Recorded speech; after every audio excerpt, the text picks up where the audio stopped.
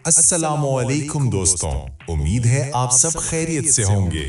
आप देख रहे हैं knowledge for blind YouTube channel.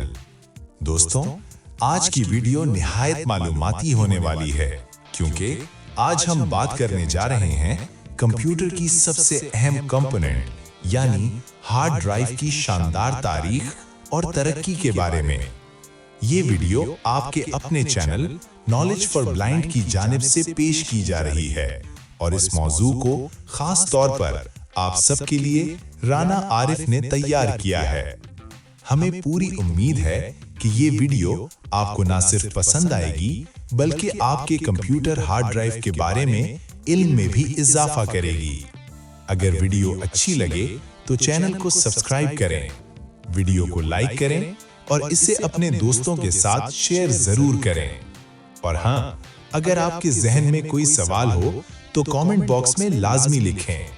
तो दोस्तों, मजीद वक्त जाया किए बगैर चलते हैं आज के हमारे दिलचस्प मौजू की तरफ। 7, 6, 5, 4, 3, 2, 1, go। सोचें, कंप्यूटर, लैपटॉप या स्मार्टफोन, इन सब डिजिटल डिवाइसेस में आखिर ऐसी कौन सी चीज है जो हमारे सारे डेटा को संभाल कर रखती है? जी हाँ, आज हम इसी खास पुर्जे यानी हार्ड ड्राइव की पूरी कहानी समझेंगे। तो फिर चलिए शुरू करते हैं। सवाल यही है, वो कौन सा हिस्सा है जो कंप्यूटर की पूरी डिजिटल दुनिया का बोझ उठाए हुए है? वाइल इस सवाल का जवाब और हमारी डिजिटल जिंदगी का जो मार्कस है ना, वो है हार्ड ड्राइव। तो सबसे पहले, आखिर ये हार्ड ड्राइव है क्या चीज और इसे कंप्यूटर की डिजिटल मेमोरी यानी याददाश्त क्यों कहते हैं? चलिए देखते हैं। देखिए, हार्ड ड्राइव, जिसको हार्ड डिस्क ड्राइव या HDD भी कहते हैं, असल में कंप्यूटर का वो बुनियादी हिस्सा है जहां सब कुछ स्टोर होता है। मतलब ऑपरेटिंग सिस्टम, सॉफ्टवेयर, तस्वीरें, वीडियोस, डॉक्यूमेंट्स, हर वो चीज जो कंप्यूटर बंद करने के बाद भी गायब ना हो, वो यहीं महफूज रहती है। अगर बिल्कुल आसान लफ्जों में समझे ना, तो ये कंप्यूटर की लॉन्ग टर्म मेमोरी है, बिल्कुल वैसे ही जैसे इंसानी दिमाग पुरानी बातों और यादों को संभाल कर रखता है। अच्छा, तो अब थोड़ा अंदर झांक कर देखते हैं कि एक पुरानी क्लासिक हार्ड ड्राइव के अंदर आखिर होता क्या है और ये काम कैसे करती है। सच पूछें तो ये किसी मैकेनिकल जादू से कम नहीं। तो होता यह है कि इसके अंदर गोल गोल डिस्कें होती हैं, इनको कहते हैं प्लैटर्स, और ये प्लैटर्स हजारों दफा पर मिनट की स्पीड से घूमती हैं। फिर इनके बिल्कुल ऊपर एक रीड राइट हेड होता है। जब डेटा स्टोर करना हो तो ये हेड इन डिस्कों पर छोटे छोटे मैग्नेटिक निशान बना देता है, और जब डेटा पढ़ना होता है तो ये उन्हीं निशानों को सेंस करके वापस डिजिटल इंफॉर्मेशन में बदल देता है। इसका काम करने का अंदाज बिल्कुल एक रिकॉर्ड प्लेयर जैसा है, ऐसा नहीं लगता? बस फर्क सिर्फ इतना सा है कि यहाँ म्यूजिक के बजाय डेटा डिजिटल फॉर्म में स्टोर हो रहा होता है। अब वक्त के साथ जाहिर है हार्ड ड्राइव टेक्नोलॉजी भी बहुत बदल गई है। तो चलिए अब बात करते हैं स्टोरेज की नई जनरेशन की, जो पहले से बहुत ज्यादा तेज और साइज में भी छोटी है। देखिए, आजकल मार्केट में मोटे तौर पे 3 तरह की ड्राइव्स मिलती हैं। सबसे पहले तो वही पुरानी HDD, जिसमें मैकेनिकल प्लैटर्स होते हैं। ये सस्ती तो है लेकिन स्पीड में कम है। फिर आती है SSD, जो फ्लैश मेमोरी चिप्स पे चलती है। ये तेज है मगर थोड़ी महंगी। और फिर है NVMe SSD, ये सबसे ज्यादा तेज है और जैसा कि सोचा जा सकता है, इसकी कीमत भी सबसे ज्यादा है। तो HDD और SSD में जो सबसे बड़ा बुनियादी फर्क है ना, वो ये है कि SSD के अंदर कोई भी हिलने झुलने वाला पुर्जा नहीं होता। ये डेटा को फ्लैश मेमोरी चिप्स में स्टोर करती है, बिल्कुल एक आम सी USB ड्राइव की तरह। और इसी वजह से ये HDD के मुकाबले में कई गुना तेज है, बिल्कुल खामोश चलती है और हाँ, बिजली भी कम इस्तेमाल करती है। अब बात करते हैं NVMe की। ये SSD की एक एडवांस फॉर्म है।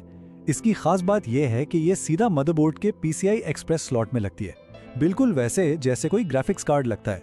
इस डायरेक्ट कनेक्शन से ना डेटा ट्रांसफर की रुकावटें खत्म हो जाती हैं और इसीलिए ये मार्केट की सबसे तेज ड्राइव्स मानी जाती हैं।